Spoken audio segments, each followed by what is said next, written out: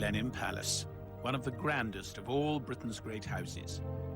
For centuries, these estates were miniature kingdoms, where everyone understood the rules and played their role. This is the story of how the First World War began the destruction of so many of these perfect worlds. 4 years of horror which notice on the old order. I'm Julian Phillips, and when I created Downton Abbey, I wanted to tell the story of this very moment in our history. There will be explosions on this tape, and passion! I wrote how the lives of the family and the servants were changed, and even ripped apart by war.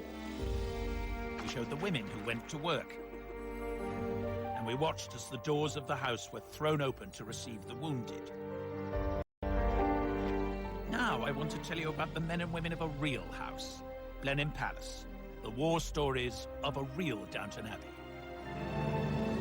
This is this very room, transformed into a convalescent ward. Below stairs, I'll discover tales of heroism and tragedy. Now, this is very different from taking orders from the Ninth Duke. And upstairs, I'll seek out those who seized their chance to change. She doesn't look very retiring. She and the Bulldog have much in common. And I will explore the making of Blenheim's most famous son. Churchill was desperate to get in on the action. Oh, this is a real. This is real. This is the original. I hardly dare touch it. The First World War would completely change the lives of the men and women who went through it. The world they'd die in would bear almost no resemblance to the world of their beginnings. It was a momentous time for Blenheim, and by the end, Britain would be transformed.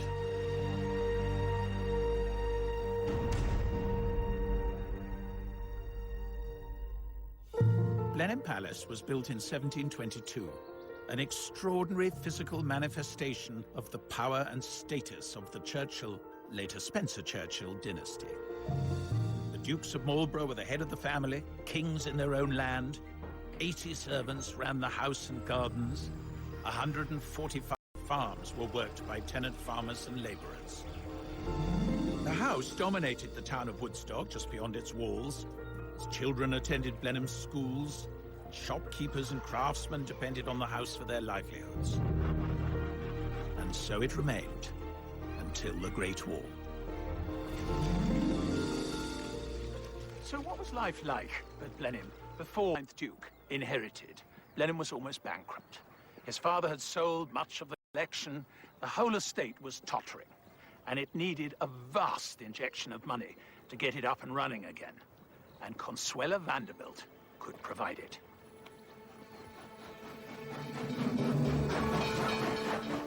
The Vanderbilt family had built one of America's largest shipping and railway fortunes, and Consuelo's father, or rather her ambitious mother, had settled a dowry on her, making her an attractive proposition for an impoverished English duke. But for all her striking beauty, there was never any attraction between bride and groom. And here they are, Consuelo and Sonny, the Ninth Duke, making a more convincing couple in marble than they ever did in life. In truth, this was a business deal. He got Consuelo's millions, her mother got a duchess for a daughter. For the people of Woodstock, this was like a royal wedding, and their future prosperity lay in the gift of the happy couple. They were married towards the end of 1895 in New York, but they took a long honeymoon tour, which unfortunately only really served to show they didn't like each other very much. But anyway, they arrived back here in the spring of 1896. Of course, it was a fantastic event for the town. There was bunting and flags everywhere. The whole population turned out to welcome the glamorous new American Duchess, and all the dignitaries were in their robes, and there was even a squadron of the Queen's own Oxfordshire Hussars there to welcome them.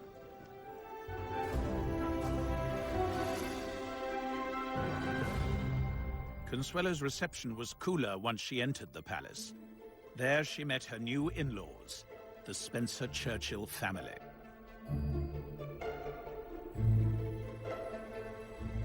This is the grand dining room where most of the meals were taken. Absolutely fabulous room, this. Lady Henrietta Spencer Churchill is Consuelo's great-granddaughter. And this is Tim, who's our butler. Oh, hello. Julian Phillips. So Tim has very kindly laid the table as it would have been set during that time. Oh, fantastic. So this is Consuelo arriving on her first night here. Well, you have to remember, she was only 19 when this marriage was arranged, and I think she found it particularly difficult dealing with the hierarchy of the staff. At that time at Blenheim, there were probably up to 80 household staff. Yeah. And, you know, there's this wonderful story when she wants fire lit, and she calls for the butler. The butler says, that's actually not my job. I'll just call for the footman to light the fire. She says, don't worry, I'll do it myself. I think the other tough thing for Consuelo was that she was suddenly engulfed by this huge Churchill family. One tale describes them as a signal for the ladies to leave the table. But her husband's aunt, the formidable Lady Sarah Wilson, had been running the house before Consuelo arrived, and she expected to retain this role. And I think Lady Sarah was one of the few daughters who was still at home. So she sort of felt, well, who's this sort of American upstart coming to take my place as hostess? But in fact, it was Consuelo's job to get up and lead the ladies out. And then She rose and intercepted her at the door and said, are you ill? are you ill? I love that. And when Lady Sarah denied it, she said, oh, I thought you must be ill because you're leaving early. And that was the end of that rebellion. I bet she didn't do that again in a hurry. You know, she was determined to make her mark and show that she was rightfully the hostess, and good for her. And that was her business. Absolutely. Such pettiness was made irrelevant in August 1914 with the declaration of war. Men clamored to enlist, and women from all classes looked to play a part. But I was surprised to discover that Lady Sarah Wilson was one of the first to answer the call, that she would leave the lavish surroundings of Blenheim with its staff happy to wait on her hand and foot, and instead volunteer for service. I have here the medal card, something I didn't know existed, of Lady Sarah Wilson. Here she is listed as being at the Allied Forces Base Hospital, which must mean that she went abroad. She went either to the front or near the front at any rate. So she was not simply sitting at home knitting socks for soldiers. She was in the thick of it. And I am going to try and find out a bit more about that. Lady Sarah was no stranger to war. When her officer husband, Gordon Wilson, went to fight in the Boer War, she followed, rather incredibly finding fame as the first female war correspondent, becoming something of a feminist heroine. But her activities during the Great War are less well known, so I'm in London to find out more at the Royal Society of Medicine's library to meet historian Alison Fell. I have the medal card of Lady Sarah Wilson. But what did she actually do out there? Well, I've got an article from a newspaper. This is shortly after the outbreak of war. Hospital at the front. I proposed to run the hospital under the auspices of the Red Cross Society to engage the best available surgeons and nurses. This stationary hospital of 200 beds has been gratefully accepted by the French ambassador on behalf of the French government for English and French wounded. And it would have involved an awful lot of negotiation with a number of different people setting up a hospital, and so to have to deal with the military authorities, with the Red Cross, to employ people around. This is her, is it? It is. See her confidence, I think. Yes, she doesn't look very retiring. She and the bulldog have much in common. Indeed. I mean, if she had been timid and vaguely inquiring as to whether or not she could be useful, clearly she wouldn't have got anything like as much done. And I think they would have seen, although they weren't right at the front. Yeah, but they saw the men coming in. Absolutely. A world away from her life receiving guests in a sumptuous palace, as Lady Sarah put herself within earshot of artillery fire, at the same time, her husband, Colonel Gordon Wilson, was somewhere on the front line. I have here the war diary. It's quite difficult to read. Colonel Wilson, killed, so he was killed, in November of the first year of the war, so almost immediately. So she would have found out quickly. Yeah. And I think 3 days later, she went back to Britain and to arrange the funeral. And then only 2 weeks after that, she went back out to France to the hospital. 2 weeks later? Yeah. Colonel Wilson was killed at the First Battle of Ypres in the autumn of 1914. And his death cut short a marriage of almost 23 years. But a loss such as Lady Sarah's would soon become all too common. Quite a lot of the women I've looked at who volunteered to go and do war work in France had been either widowed or had lost a son, which is interesting. Nursing their patients as if they were their son or their husband. So I think it was a way of coping with separation and then sometimes with loss. I mean, you know, even in my own family, my grandfather died in 1915, my uncle died in 1918, lots of cousins. They all had men they loved who were at the front. Yeah. And an astonishing number of families were touched by death. Grief united women from all classes, leaving more than 200,000 British widows. Sarah Wilson devoted herself to helping wounded men in France for a further 2 years. I have another document here that we found from 1960. Lady Sarah Wilson has her own hospital, which a man who was nursed there told me was the jolliest place to be ill it was possible to imagine. He said Lady Sarah herself was a veritable tonic. So bright and cheery was she always. I don't think Consuelo would have recognized this portrait. I was just about to say what a different picture of her. We get there. Before the war, I don't think she was a nice person. She certainly was extremely unpleasant to Consuelo when she first arrived at Blenheim, bullying. In some ways, maybe a war gives a woman like Sarah Wilson the opportunity to use skills in a way that had public acclaim, and she felt... Her, really. Her rival Consuelo had moved on too. She'd done her duty by bearing 2 male children, an heir and a spare, then fled the palace for London to get away from the husband she loathed. There, she dedicated herself to helping women in the workplace. It's ironic that at the same time, her estranged husband, Sonny, played a key role in getting women into work. Under his leadership, women of every class took up jobs previously reserved for men. It was a change that would alter things irrevocably long after the war was over. I'm meeting Michael Waterhouse, the 9th Duke's great-grandson. He founded this women's land corps that became the land army that we know so much about from the Second World War. Well, the Second War, we always think it's a Second World War phenomenon. But it's not. It's Sonny Marlborough as a junior Minister of Agriculture, and he encouraged women to come forward to work on the estate because all the men went off to the front. The Duke didn't stop there. He offered this very formal long library for service. Before the war, it had accommodated grand balls and glittering receptions, and it would have been unthinkable to see it filled with sick beds. You know, this is this very room transformed into a convalescent ward. I find there's something very moving in that, really, wanting to involve even the house. He really made Blenheim play its part in the war. You know, ploughing up the sheep walks for arable, planting cabbages in the herbaceous borders. He saw himself as a great Englishman, and he was going to do his bit for Britain, and he was jolly well also, as minister, going to use his influence to encourage other people to follow his example. This was before the National Health Service, and it was vital that these great families got involved, because in the First War, their houses were not requisitioned. They had to be offered freely by their owners. By the end of the war, 3,000 buildings became temporary hospitals.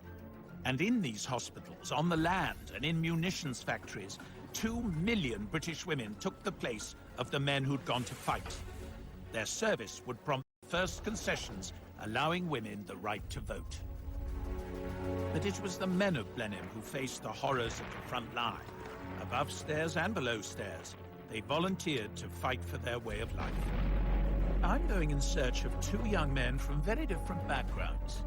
One, Arthur Hine, a lowly clerk on the estate. Sergeant Hine, attached to the intelligence department. The other, Winston Churchill, the undisputed star of the Churchill family.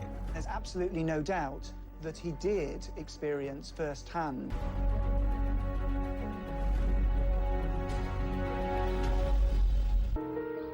Blenheim Palace.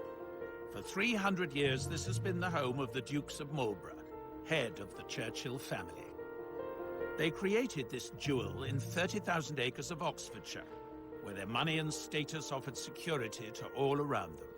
In return, their servants and local people deferred to them, entrusting them with their lives. But when the First World War broke out, this ancient system was put to the test. All the great and the good of Blenheim and people who worked for them found themselves involved in world events, and nobody was keener to get stuck in than Winston Churchill. This is what he wrote to his wife. My darling one and beautiful, everything trends towards catastrophe and collapse. I am interested, geared up and happy. Is it not horrible to be built like that? It shouldn't surprise us too much that Winston Churchill was so anxious for glory in politics and in warfare. This is where he was born, and Blenheim Palace is a house built on war.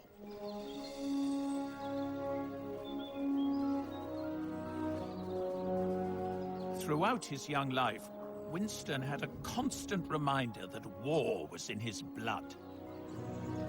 His ancestor John Churchill won a famous victory over France. He was rewarded with Blenheim and a dukedom. Well, this is the column raised to the memory of the first Duke of Marlborough, with an incredibly splendid inscription, which is pretty florid. A monument designed to perpetuate the memory of the signal victory obtained by John, Duke of Marlborough, the hero not only of his nation but his age, who by military knowledge and irresistible valor rescued the empire from desolation, asserted and confirmed the liberties of Europe. I think it was terribly important to Winston Churchill to prove that he was a worthy successor to his great ancestor. And when the war started, he was very anxious to make his mark. Not very surprisingly, his thoughts turned to a cavalry regiment that was local to Blenheim. And on the 4th of August, the Woodstock branch of the Queen's Own Oxfordshire Hussars received a cable with a single word: mobilize. With that one word, Churchill called on the ancient bonds of loyalty he expected in Blenheim men. It meant that they would be among the first to see action. I'd love to know more about their war. Deep in the bowels of the palace, I'm meeting Blenheim's historian, Karen Wiseman. Wonderfully Edwardian faces. This is Maisie. Then there are 4 Hollises dotted around. This is one of the Hollises, and they worked as footmen. And then you see this lovely man. But all 4 brothers were footmen? Were all in the palace, yes. They were all listed as working for the butler. Tell me that some of them survived the war. 2 of them did not, and 2 of them did come home. Oh, God. And then over here, we have Arthur Hine, lovely fresh-faced young man. And yeah, God, they were so young. Oh. And the Hine family have worked for Blenheim for many generations. If I just show you this photograph album here, I need to just push that across. Now, this was a gift to the 9th Duke and Duchess when they got married. And when you turn the pages, you'll see they're all dressed in Sunday best with their names underneath. Oh, and it's all the estate workers and house workers. And all the tenants. And if you keep going a little way till you get to the name Hine. Oh, here we go. Yes. Now, here is Josiah Hine and J.E. Hine. Josiah Hine was estate clerk, and then his son J.E. Hine comes and joins them. Beautiful book, isn't it? Yeah. If we have a little look at this enormously heavy ledger to start off with. It's marvellous, isn't it? Look at the beautiful handwriting. Oh, and here is A.R. This is Arthur, presumably. Is this when he joins the office? Yes. He's not paid as much as his dad, but he's paid. Yes. You can see he's given quite particular jobs. Drawing plans and plotting land. One last thing to show you about Arthur Hine is we bring it up to the 1914 period. Oh, yeah. A.R. Hine is missing, so I suppose that means... He's gone off to war. He's gone off to war. He's gone off to war.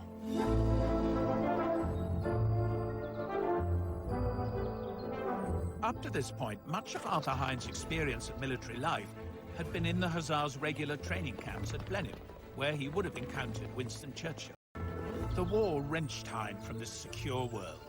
In September 1914, he was in France with the Hussars. They expected a quick and glorious victory and to be back at Blenheim for Christmas. Where is Dunkirk? Dunkirk is just inside France here. Yes, I see. I'm meeting military historian Chris Baker. He's made a discovery about Arthur Hine's first experience of war. So Churchill has decided to send over the Hussars And Hine goes with them, presumably. Yes. Do we have anything of his actual career once he'd crossed over? Well, what we know is that he was a dispatch rider message carrier. An article appeared in the press. Oh, this is nice. Sergeant Hine of Woodstock, attached to the intelligence department, went through the bombardment of Antwerp and was at the firing lines at the forts. Officer. His name was Major Fines. Fines? Fines. Now, he's been Churchill's parliamentary private secretary for a while. And of course, the two, with their connection to the men of Blenheim, Arthur would have been known to them. And if you're going to be sent into a fast-moving and dangerous situation, well, take a man you trust. The besieged Belgian city of Antwerp was on the brink of surrender to Germany.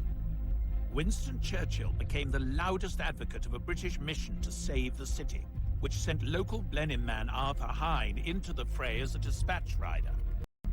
The Germans brought up what for the time was the heaviest artillery in the world. They begin a deliberate, steady, heavy bombardment of the city. 5 shells per minute falling into the packed city centre. You can imagine the scene of buildings falling, of fires breaking out. Very frightening, chaotic. Riding his motorcycle through Antwerp, Arthur Hine found himself in the thick of the chaos. Amid the terrible scenes he witnessed was the sad plight of a poor girl who had crawled from the cellar of a burning house, leaving her parents inside. Sergeant Hine offered her a lift on the motorcycle he was riding. With great difficulty, he was able to get to Ostend and brought the refugee home to England, where she is being well cared for by his parents. What an extraordinary story. I don't think there is much doubt that Arthur was given some kind of special mission to go home. Because he couldn't have been court-martialed. Absolutely, you couldn't just do that. The first thing Churchill would want to know is what really happened. Yes, absolutely. And an eyewitness account was clearly essential. The regimental history hints that he went to London on arrival in England, which again sort of reinforces the possibility. Wretched Belgian girl clinging to his waist the whole time. Antwerp quickly fell to Germany, and 30,000 Belgians lost their lives. Arthur Hine soon returned to the front, although his role as Churchill's messenger was no longer apparent. He marched into the First Battle of Ypres as a regular soldier, the same bloody battle that killed Blenheim's Colonel Gordon Wilson. By January of 1915, he was in hospital suffering from shell shock. Having seen such horrors, you'd think at the end of the war he'd want to scuttle home to this safe haven. But in fact, he went to work for the railways and never returned to Blenheim. So what kind of man was he?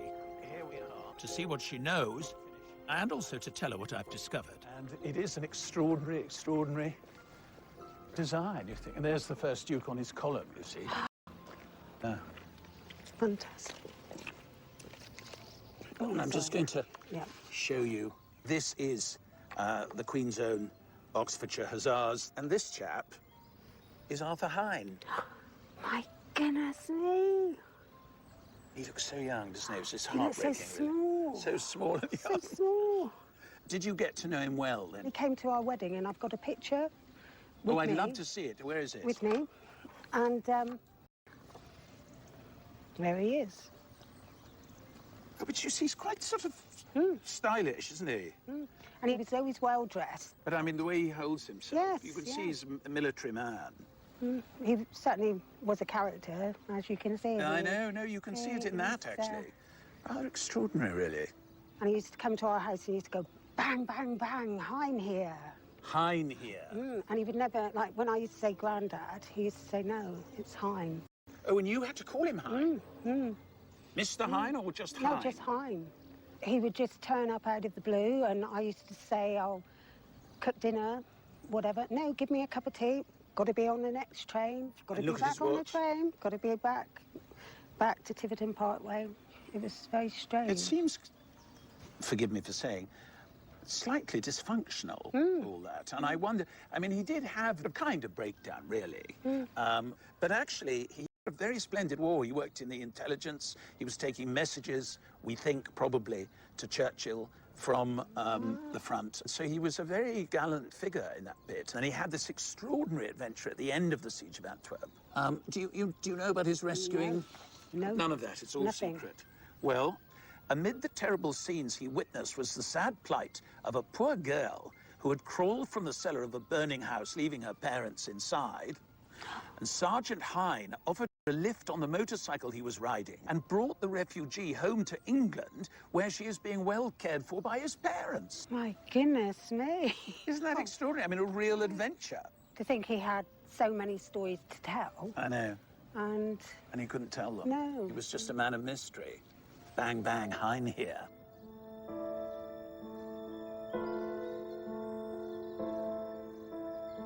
I have a sort of renewed vision of Arthur Hine as an older man, really. This almost Pinteresque figure who always had to be going to the station and was always late. But I think what it tells us more than anything is the rupture that the war brought. I mean, here he was, a Blenheim man. He knew that that man had gone and he had become someone else. And the only way he could really deal with it was to reinvent himself and start again. I find that very poignant. And I'm afraid there were many, many men who felt exactly like that. And what of that other Blenheim man who had sent Arthur Hine to war? Winston Churchill's failure to save Antwerp began the most disastrous slide in his public career.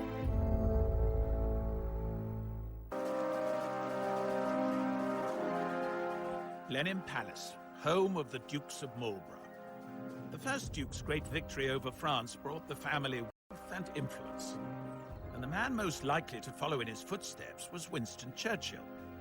But the Great War threatened to defeat his ambition. As First Lord of the Admiralty, he was held responsible for the disastrous invasion at Gallipoli in Turkey. 50,000 Allied troops lost their lives. Churchill was forced out of office, and his reputation was ruined. His response was to go to the Western Front himself, as an ordinary battalion commander. This is the Cambridge College that bears his name. The letters he wrote to his wife throughout the war are kept here. Alan Packwood is the director of the Churchill Archives. He decides to go to the front, to face the danger, to be with the men who are fighting. And, very possibly to be killed. He was enormously brave in the face of really whatever happened to him. There's absolutely no doubt that he did experience firsthand the full horror of the trenches. And you might want to have a look at a key passage on this letter here. Well, this is a real letter. This is the original. This is Churchill writing back to his wife. I hardly dare touch it. So this passage down here particularly. I am sure I am going to be entirely happy out here and at peace. It's an interesting choice of words at the front. I must try to win my way as a good and sincere soldier, but do not suppose I shall run any foolish risks or do anything which is not obviously required. Always your devoted and loving husband, Winston. There's absolutely no doubt that he was personally brave, that he was very resolute under fire, and that's brought very vividly to life by this letter back to his wife, Clementine, from November 1915. So this is the original letter. We have this transcript for you here. You'd rather I touched that than that, wouldn't you? Of course. I know your sort. My darling, we have finished our first 48 hours in the trenches. It is a wild scene. Filth and rubbish everywhere. Graves built into the soil. God. Water and muck on all sides. And about this scene in the dazzling moonlight, troops of enormous rats creep and glide to the unceasing accompaniment of rifle and machine guns and the venomous whining and whirring of the bullets which pass overhead. But in the horror and the mud of the trenches, Churchill began to win his way back as a leader. He always felt that he was a natural commander of men. But he does win them over by taking a keen interest in their welfare. One of the first things he does is to declare war on the lice. He lays on entertainment for them. He lobbies to have his troops built back up to complement. There was this kind of ancient arrangement that the townspeople or the Farmers would give deference in return for protection. That's the tradition from which Churchill comes. He clearly won them over and proved himself actually quite an inspirational commander. Must have been incredibly relieving, actually, for his men, that they knew they had someone who was on their side, taking an interest, and more to the point, had contacts right at the top of the stairs. I think Winston Churchill is one of those people who was changed for the better by the First World War. That very aristocratic sense of entitlement, rather unquestioned, rather arrogant, really, seemed to develop into something kinder and more responsible and more modern. I suppose in a way one could say the First World War made him the man to win the Second World War. The war was dragging Blenheim and its people into the future, whether they wanted it or not. The fact is, who gave the orders and who took them was changing, and a new force was emerging, the middle class. Huge family, yeah. I'm interested in how these changes affected a soldier from a solid Blenheim working family. Yes, George Farley was the founder. George Farley and Son was the firm. House painter, house painter. Genealogist Mary Evans has been digging into this long line of painter-decorators who for generations kept the palace pristine. And if we look in the estate ledgers, we can see George Farley and Sons. 1898. 1898, So it wasn't yes. long after the Duchess's dollars had arrived that we have the kick-off. That's right, yes, indeed. We had them again a little bit later on. And what level are we talking? So bedrooms and passages or staterooms? All sorts. We have one here, look, colouring the walls, etc., in the long library. Oh, OK. Oh, this is 1903. very grown-up stuff. Yes. Mary's found the war record of one member of the Farley family. Albert Frederick Farley, and he joined up on the 15th of September 1915. So that's before conscription. Conscription Yes. didn't come in until the following year. Oh, offence. This is only for reporting offences. This is for the offences, yes. When on active service, not complying with an order, which sounds very serious, although in brackets it says, i.e. not cleaning cooking utensils when ordered. When ordered. Yes, I'm sort of slightly with Albert over that one, so I don't want to hold that against him too much. 13th of March, 1916. Disobedience to standing orders, i.e. crossing land during prohibited hours. And again, the 27th, being late on parade. Not so bad. Well, not so bad, but I mean, it's slightly massed. You know, they're having to write little to get it all in.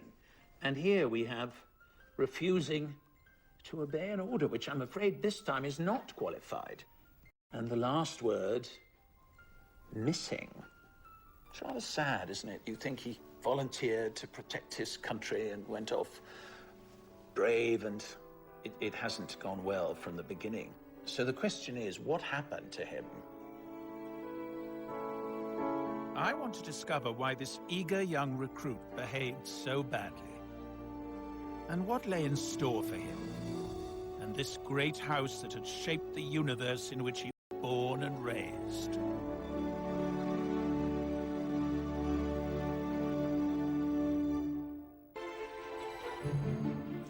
Before the First World War, Blenheim employed 25 craftsmen, from water engineers to carpenters. The Farley family were decorators and had painted these rooms for generations. They were loyal workers and well looked after. I've come to Balliol College in Oxford to meet military historian Gary Sheffield. I'm hoping he can explain why, after volunteering for the army, a member of that family should acquire such a bad disciplinary record. Albert Farley, I imagine, fairly straightforward. The man comes from a good background, and it goes so wrong for him. Do we know more about these offences and this punishment? It says there, FP for field punishment number 1, which is the most serious one. Probably next to executions, the most controversial part of British discipline in the First World War, because it involved tying a soldier to a fixed object 2 hours a day for 21 days. And we've actually got an account by another soldier of his reaction. I saw that one of the artillerymen was stretched out, cruciform fashion, his arms and legs wide apart, secured to the wheel. His head lolled forward as he shook it to drive away the flies. And that seemed Of this half-crucified gunner got us all groggy. That's terrible, isn't it? It's utterly inhumane.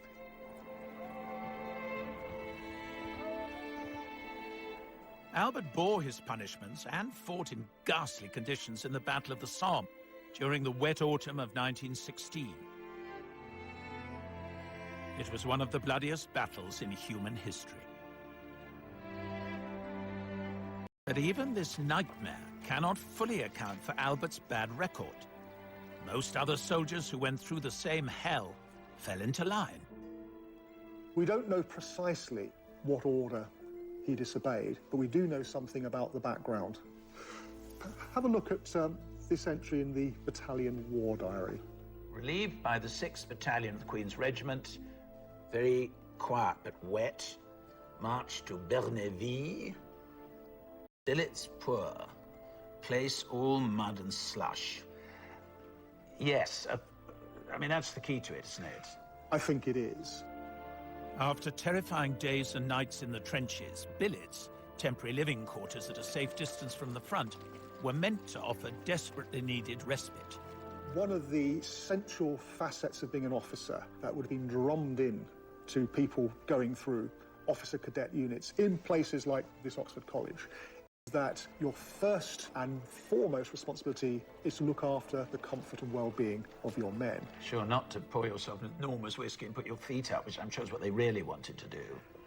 And this actually shows this basic principle has been broken on this occasion.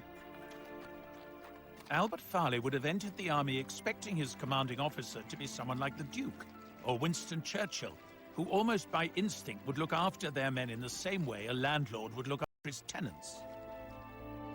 Given the very heavy casualties in the fighting in 1914, you had a series of officers coming into the army who came from very different social backgrounds. Let me give you the enlistment sheet of the soldier put in command of Albert Farley. Oh, here we go. Teakle. Look where he was brought up. Of 10 Rhodesia Road, Clapham. Now, this is very different from taking orders from the 9th Duke. It's actually classic lower middle class suburbia. And his occupation is interesting for an officer. His occupation in civil life is a bank clerk. Although we mustn't be too anti Mr. Teakle. I mean, why shouldn't he be an officer? Why shouldn't he get on? You know, one mustn't think it was easy for the officers either. I keep having this sense of people taken from ordinary lives, you know. That Farley simply cannot, or perhaps will not, cope with the social change that the war has brought about. And in some ways, I think we can see Albert Farley as being a victim of it. The old society is cracking in front of his eyes, and I think he's not very pleased with what replaces it.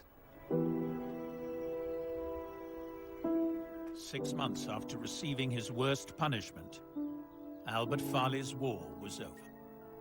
Under heavy machine gun fire in the Battle of Arras, he was reported as missing and accepted as having died. In Woodstock, he is honored by this monument, along with the other local men who gave their lives for their country. When the war was over, the army sent Albert's medals to his mother, Florence. Here we have the receipt for the Victory Medal. And here she's written in,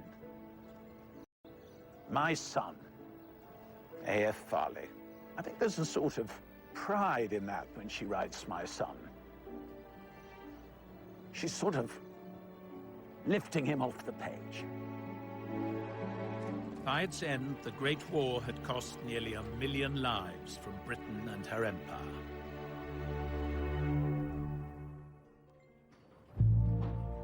These great houses were casualties too. The writing was on the wall for this ancient system. Many families had lost their heirs, servants were unwilling to return, taxes rose and the Great Depression followed. Vast tracts of land were sold off.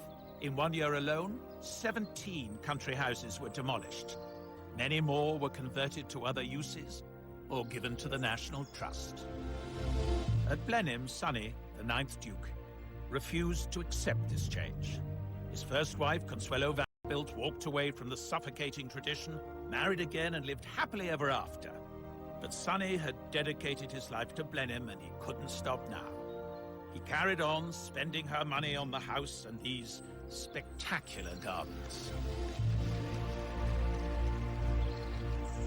His grandson, the 11th Duke, has built on Sonny's lifelong obsession with Blenheim and turned it into a modern business, open to the public, but still his home.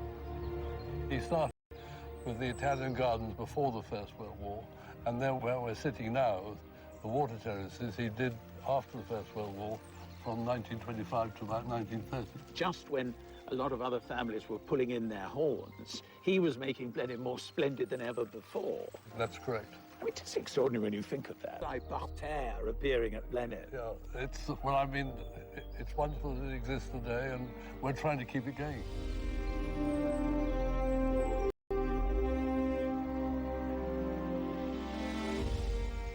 The Churchill family, and in fact, the whole Blenheim community, had entered the Great War still governed by the ways of the 19th century. They emerged from it to find themselves in the 20th. That pre-1914 existence may have lingered on for a few years in some of these houses, but the mindset had changed. The clarity of the old world, where most people accepted the role they were born to and lived by its rules, that had been replaced by something very different. Better, maybe, but definitely more uncertain.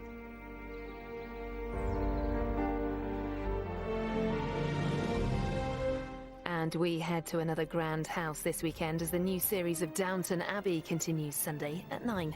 Then we've brand new drama for you next week as James Norton stars as a vicar on a mission. That's Grantchester, Monday at the same time. Here next, with all the latest headlines, we've the ITV News.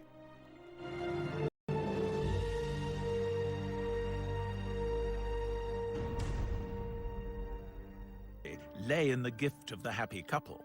They were married towards the end of 1895 in New York, but they took a long honeymoon tour, which unfortunately only really served to show they didn't like each other very much. But anyway, they arrived back here in the spring of 1896.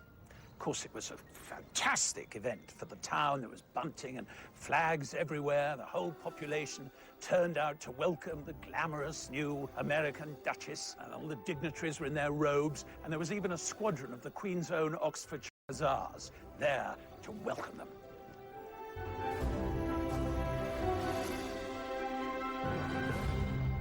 Consuelo's reception was cooler once she entered the palace. There she met her new in-laws, the Spencer-Churchill family.